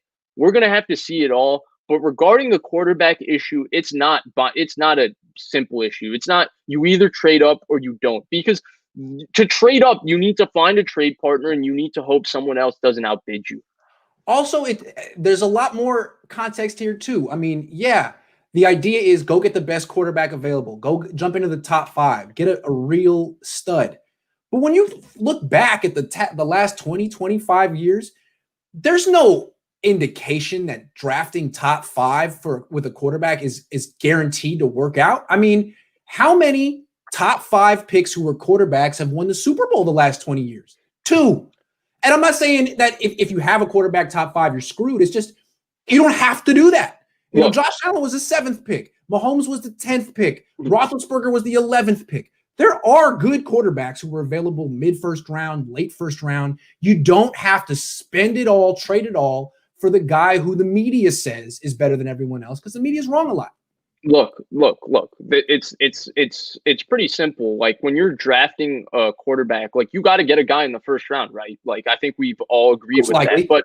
But drafting a quarterback in the top 5 and stuff, like you're probably not, you're usually not a good team. And the reason I brought it up earlier, the reason I suggest the Miami Dolphins take a quarterback this year is not because I think Tua Tagovailoa is this terrible player. I think he's a very ceiling player. I thought he was ceilinged when he came out of Alabama. He doesn't have a particularly large arm. He's not as athletic as people make him out to be. He makes even though look like John Elway, dude. Are you kidding? This guy pushes the ball. Okay, yeah, keep going.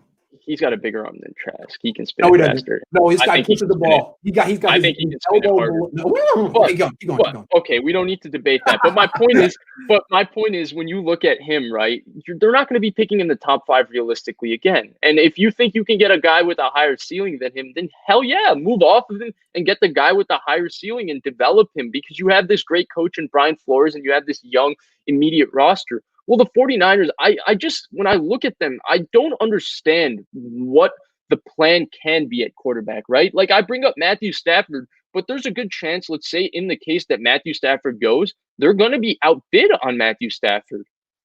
I mean, if the Lions are trading Matthew Stafford, then what are they looking for, Grant? They're looking for picks to rebuild their franchise.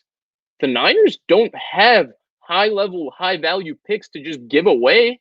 Nope. And the other thing I'll say is, you brought up the top 5 quarterback. Well, drafting a quarterback, drafting any player is a giant unknown, right? The draft is a giant unknown. Like, just because you're in the top 5 doesn't mean you have a better chance of not busting than if you draft in top 15. Right. That's what exactly what I was going to say. That's exactly what I was going to say. Yeah. It's the value chart, unless you're totally convinced, because, right, the 2 most talented physically quarterback, the 3 most talented quarterbacks physically in the NFL right now, one went 24th in Aaron Rodgers, one went 7th in Josh Allen, and one went 10th in Patrick Mahomes. And you go back and watch, you go and look at their physical talent now, and you say, there's no way these guys should have gone where they went. But they did go where they went. So was a 2nd round pick. I mean, there's so many examples like this. Yeah, Peyton Manning went number 1 and Eli went number 1, but there's so many examples of guys who just fell 10 spots, 20 spots for some arbitrary reason. And it's utopic, right? It's utopic. Hey, we need a quarterback. We're going to go get the quarterback, and we're going to trade up and go get the quarterback. Doesn't matter. We're going to reach. It doesn't matter. Right. 2 first, 2 second, done. Okay. Yep. Okay. Let's say you do that. Let's say you do get the quarterback. Yes, he's going to cover up holes. But guess what? If Garoppolo, let's say Garoppolo, D Ford are gone. You get the quarterback, Garoppolo, D Ford are gone. Fred Warner, Trent Williams back. Okay? 2 for 2. Niners have 18 players signed through 2022. Well, what happens when you have 18 players signed through 22? You need depth. Why do you need depth? Because your best players don't play 16 games. That's why you need to be able to win 2 games with Ross Dwelly playing instead of your best player in George Kittle. You need Richie James and Kendrick Bourne to play good enough where you can win a game without Deebo Samuel. You need these types of things. Yes. And if you and you know, with a quarterback, you can say, well, he's going to cover it up. Well, which rookie quarterback has come in and just covered up 10 flaws and won 10 games and gone to the playoffs?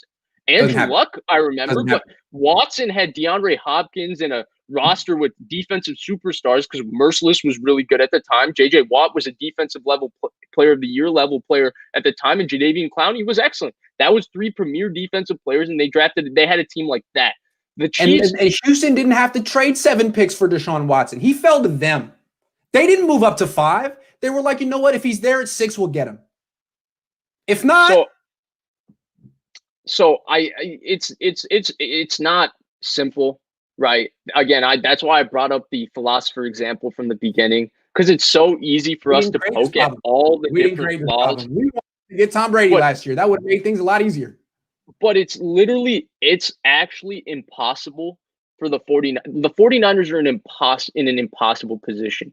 Some way their roster is going to be lacking in a lot of different areas, and it's really unfortunate. I mean, you think it's some guy keeps saying that I'm wrong here, and it's a young, loaded roster. You think it's a young, loaded roster until you go to next year. The NFL is so year to year. That's what people don't understand, right? How good did the 49ers future look in 2013? How bad were they? You're too focused on the future. The point is, look at Philly. They made the trade for Wentz. It looked like it was working. They made it to the Super Bowl. They won. So, I mean, the trade didn't kill him then. Now, Wentz didn't win the Super Bowl, but the trade didn't prevent him from winning it. But look what happened to that team every year since. Every year since that trade, they've been a little bit worse. Because when you give away 7 picks, the ramifications are going to be, you're really going to feel them 3-4 years down the line. Right. Because that's when you're not reloading your roster with picks. Right. And he brings up Bosa on a rookie contract. Well, Bosa is now one injury away. And he's also 1 year away from you picking up his 5th-year option. And Joey Bosa didn't he get his extension after 3 years? Right. Yes, he did. So do you think Nick is going to want to do his extension after 4 or 5, or do you think he's going to want to do it after 3? Dre Greenlaw goes into year 3 next year. If you don't give him an extension next year, then you're stuck scrambling together cap, because if you don't do it next year, guess whose cap hit's going to be humongous next year? The year after that, Eric Armstead. So then how do you fit Dre Greenlaw within the cap? There's so many variables that we haven't considered. And those aren't the only players that they have to go, because now all these undrafted free agents that the 49ers have been keeping as restricted free agents are going to start to walk, whether it's next year or the year after that. And if you want to reload this roster for 1 year, well, then you can't do it with a rookie quarterback. Also, these quarterbacks that you'd be trading up for are not sure things. We're talking about 1-year wonder from BYU and the next Ohio State quarterback. Those are the options. We're not talking Deshaun Watson here. We're not talking Matt Ryan or Phillip Rivers. This is, it's a possibility you trade 6 picks, get Zach Wilson, and he's just a bust. We don't know. So, and any draft pick is that way. Any draft pick is that way. That's the whole point. You would rather trade. What Grant's trying to say is that you would rather trade up 3 picks and go up 4 spots to draft him than trade up 6 and go up 10 spots to get him. The Bills traded up 4 spots to get Allen. They think they gave up a 2nd-round pick. The Chiefs moved up like 17 spots, but it only cost them a 3rd and a 1st. When you have those top 5 picks are ridiculously expensive. Jets gave up 3 seconds to go from 6 to 3. 3 seconds. So let me ask you this. Yeah. There's just no precedent of doing this and really being smart. If you trade up and he's Deshaun Watson, even then, are you going to win a Super Bowl? Most likely you're not going to get Deshaun Watson in this trade up unless you really like Fields. Let's see what he does against Alabama first before we go crazy. But what I want to ask you is this. I'm not even going to get into how much you like the quarterback, because that's a totally different conversation. Just from the 49ers perspective, can they go ahead? Well, what I want to get back on topic. I want to ask you. We've made it clear what we don't think the Niners are going to do. We've made it clear why we don't think Matt Stafford is coming here and why we don't think they will or should make that massive trade up into the top 3. Okay, so what do you think, best guess, little speculation, is the moves that they're going to make? How do you see this happening? That's the question. We don't know the answer. Are you really going to ask me? We don't know the answer, and everyone watching, don't hold Vish to this because I'm putting him on the spot, and we don't know. But that's the question you guys want to know. It's the question on everyone's minds. What's the answer here? Speak it into existence. Every time someone asks me this question, I'm going to say that Matthew Stafford will be the quarterback of the 49ers in 2021. Book it. I'm going to speak it into existence. I admire that, LeVar Ball. But given if that doesn't happen, what would be the other thing? What would be the other future you foresee? I foresee them taking the quarterback, but I don't foresee them doing the large trade up. And, I want to reiterate. Yeah, I think it's going to be whoever Lance, whoever Jones, whoever Trask, whoever they value at that spot. They might do it out of desperation. Oh, Desmond Ridder? No, Trask. I didn't think you were going to say his name. That's right. Say it. Say it. Yeah, you're right. No, that's why I said Ridder. Yeah. I'm kidding. But I think they might reach a point of desperation and just take that guy. And I think the thing that people are missing, and when we keep bringing up the Niners not being ahead of assets and all of that, is that there's going to be more. If the Niners think that highly of Justin Fields or Zach Wilson, I guarantee you that they're not the only team that feels that way, right? It's not like they're going to be the one team that likes him. And do they have the best offer? Remember John Lynch, he said that they offered the same thing the Bears offered for Khalil Mack, and the Raiders took the Bears offer because they believe that Kyle Shanahan and Jimmy Garoppolo were due for better long-term success than the Chicago Bears. Pretty reasonable in my opinion. And number 2, why would you want to trade Khalil Mack across the bay? I get that. But the thing is, why would the New York Jets, who have, I think, 5 picks in the top 100? I think it's 5 picks in the top 100. They have a lot of assets. Why would they give up the best possible? Why would they take the Niners offer? They have nothing to provide for the Niners. There's no benefit for them. Someone brought up Jimmy Garoppolo. Well, Bill Belichick's legacy looks better if Jimmy Garoppolo is successful. There's a totally different thing because he's trading a player. You're trading picks here. The Jets just want the best possible picks to help their team because guess what? If you have 10 picks in the top 60 and you go 50%, wow, you get 5 good players. If you have 2 picks in the top 60, you go 50%, you have 1 good player. It's statistics, simple probability, excuse me. So just like that, I just think there's no way that the Niners would have the best possible offer to go up to 2. Like I'm trying to wrap my head around this, but if Carolina's in the market, they're going to have a better offer, aren't they? They don't have the picks. Vish, they have 2 picks in the top 100. It's not the move. This is not the NBA. In the NBA, yeah, you got to get your butt in that top 5 and get one of these special players because you're probably not going to find them at 15.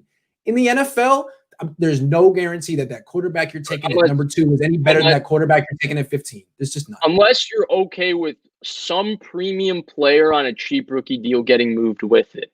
And I would assume it'd have to be some Deebo Samuel, like young star type player, which I would absolutely not do. In 2018, how many people do you think in Buffalo were saying, you know what, we got to move from 11 to 2 and get Sam Darnold? You have to. We have to get Sam Darnold. Josh Allen, fine. He's not ready. He's not good. I want the best quarterback in the draft. Because back then, there was a consensus that it was Darnold. A consensus. And just reading back, they were 100% in on Josh Allen from the beginning. It was just where they were going to trade up to get him, and it just happened. He fell to 7, and they were able to get him. But do you know how many assets the Buffalo Bills had? They picked twice. They had 2 picks in the first round then, and I think they picked 8 players in that draft, and they traded up twice. They traded up once for Josh Allen, and they traded up once for Tremaine Edmonds, and they still had 8 players or 9 players picked in that draft. Because remember, previous year, they were the ones who traded with Mahomes. They traded back a few times in that draft. But after they traded back with Mahomes, they got Trey White. They made the playoffs that year. And then 2017, after making the playoffs, they picked Josh Allen because they had a ton of assets, a ton of picks, and they had a couple expiring older contracts that they moved off of in like a LaShawn McCoy. But the main point here that Niner fans need to remember is that the NFL is terrible at building a consensus of what the best quarterbacks are coming out every year. Every year they get it wrong. Every year. And there's like guys who go in the top 5 who end up being Sam Darnold. So it's not as simple as, you know what, you just move into that top 5, you take the quarterback there, and your roster's set, your franchise is set. No, it doesn't work that way. Football's not that simple. That's a utopic mindset. It's not that easy. It's hard. Yeah, and for me, I don't even want to get into that because even the guy they take at 12 is still a total crapshoot because that's what the draft is. That's right. What I do want to stress and reiterate is that moving up in the draft, it's not as easy as just one team calls them up. We're going to give you 1-2s, 1-2, 1-1. That's all we have. Take it. All right, we're going to move up. That's not how this works. We really want your pick. Here's what we got. Yeah. It's also like, hey, instead of calling up for the number 2 pick, the Niners should just call up Kansas City and be like, hey, you guys have a great quarterback. We want him. I know you like Patrick Mahomes, but we really need him. So what's it going to take? It's going to take. We only have 2 1s, but that's all we have. Just take it from us. It's not how this works. Even the Matthew Stafford thing, right? I'm just speaking it into existence. Let's say he's moving from Detroit. Are the Niners going to have the best possible offer for Matthew Stafford? What if Washington wants to make a move for him? Right. What if Denver wants to make a move? Exactly. So the 2 things that Niner fans want are Stafford or the number 2 pick. So let's say Stafford is on the market. How do the Niners win that auction? They don't. And then let's say Matthew Stafford says, I want to go to San Francisco. And why would he do that? And then the number 2 pick, again, if the Jets want to auction that off, how do the Niners win that auction? How? With what? I'm wondering. I'm actually wondering. If somebody want to trade Sam Darnold and the Niners are cool with him, yeah, I mean, you can get Sam Darnold. There's probably not going to be a bidding war for him, but for the number 2 pick, they're going to be a bidding war for that. Sorry, right. I mean, who knows if the Jets even move Sam Darnold? Because they might feel more comfortable because they pick Sam Darnold and feel more comfortable going forward with him because they're comfortable with who he is as a person, and Fields and Wilson are unknowns. Who knows? New coach. New quarterback. That's my only thing. If you're a new coach and new GM, you buy yourself another 2 years by not saving Sam Darnold and going Not about elsewhere. Sam Darnold. It's about you. 2 extra years. It's about right. you. When the Bears drafted, last point, and then we'll go. When the Bears drafted Trubisky, I was certain that it was John Fox's last attempt. Be like, hey man, you can't fire me. I got a rookie quarterback. How you gonna fire me with a rookie quarterback? And maybe there was something to that, but he got fired anyway. It didn't work out. I would have used that excuse. Man, come on. What do you expect? Rookie Trubisky. They got fired anyway. Right. Well. I mean, ideally, I'm sure that, if you ask me, like, ideally, if the Niners had the ability to do it, I'd say 100% do it. If they're convicted on Justin Fields, they're convicted on Zach Wilson, who cares what I think? Who cares what anybody in the media thinks? If Kyle Shanahan believes it, do it. But it's doing it. I don't know how they're going to do it. I have one more thing I got to say before we get off. And it's, forgive me, Vish. It's just that I was an English major and you've said it about 100 times and I got to say it. Tell me. Convicted means going to prison. To have conviction is what you mean. So you have tremendous conviction, but to say you're convicted means you definitely are guilty. So that's what I'm saying. Sorry. Oh yeah, 100%. I've been meaning to say it to you, but it's like, but no, you're not going to jail. You right. You have conviction, but you're not convicted, Vish. I promise. Oh no. Wait. It is the state of being convinced. Merriam-Webster's dictionary. Oh, I'm wrong. I'm wrong. Huh. It is this. It's a strong persuasion or belief. The state of being convinced. Hey, I apologize. That's the second definition. I take it back. Hey, when I checked it out, they didn't have a second definition. Back when I checked it out, it was only one definition, but I'm old. So I forgive you. I'm going off that 1972. All right, man. Sorry about that. I deserve that. We're like an hour and 40, and my voice hurts. This was our best one of all time. Great stuff. Thank you for being so flexible. I know it's like 8 o'clock over there or 7 or something. So it's 7. But yeah, I can't wait. I can't wait to see how this offseason unfolds, man. This is going to be the most interesting offseason of all time. Oh, yeah, and it's starting now. I mean, the solid news is going to drop any day. Then the Senior Bowl starts. Then the Combine's going to be great. Can't wait. Is there going to be a Combine this year, or is the COVID going to allow that to happen? I think they haven't. The NFL hasn't put anything out, but I think there's going to be a Combine. But it's going to be so interesting because from the Saleh news, then we're going to be able to debate for a little while who the next defensive coordinator is. Then we're going to debate about whether they made the right hire. Then we'll get into all the draft stuff and the free agency. And the Niners They're have looking so for many a quarterback this year. So much fun. Can't wait. I know. So much fun. This is going to be awesome. I can't wait to. I just can't wait to see. And I feel so good for 49er fans that they're going to be able to root and cheer for Kyle Trask for the next 10, 15 years. I mean, it's really exciting stuff, guys. Look forward to it. Is Kyle Trask what you're referring to Matthew Stafford as? Yeah, exactly. Guys, thank you so much for sticking with us for an hour and 40. This is our longest show, and you guys are all here still. We really appreciate you guys. Happy New Year, and we'll be back next week. Thank you.